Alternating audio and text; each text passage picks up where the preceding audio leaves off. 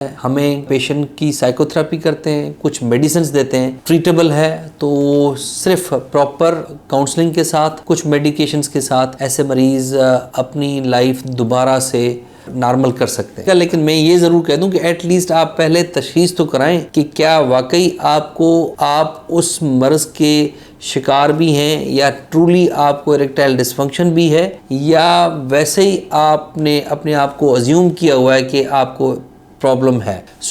पहले डायग्नोज कराएं, उसके बाद किसी भी मुस्तनद डॉक्टर की प्रिस्क्रिप्शन आप यूज़ कर सकते हैं। सिर्फ जस्ट फॉर फन के लिए नहीं, आपको कोई इशू हो तो, चूंकि कोई भी बीमारी किसी को भी हो सकती है, तो बीमारी का इलाज तो सुन्नत नबी भी है और हमें करना भी चाहिए। बीमारी के साथ तो हम कोई भी नहीं रहना चाहेगा, तो इलाज है और इसका आप इलाज करवा सकते हैं। कुछ मेडिसिन ऐसी होती हैं जो आप खुद से इस्तेमाल नहीं कर सकते, उसके अपने साइड इफ़ेक्ट होते हैं, अपनी कॉम्प्लिकेशंस हो सकती हैं। मैं ये ज़रूर कहूँगा कि आप किसी भी स्पेशलिस्ट से मिलके फिर आप वो चीज़ें इस्तेमाल कर सकते हैं। इसको बात को अगर कंटिन्यू करते जाएं तो हमारे पास, चूंकि पहले भी बताया, काफ़ी सारे नुस्खे आपको सोशल मीडिया पे ऐसे ही फ्री में मिल जाते होते हैं, जिसमें आप कहेंगे ये इस्तेमाल कर लें, वो इस्तेमाल कर लें।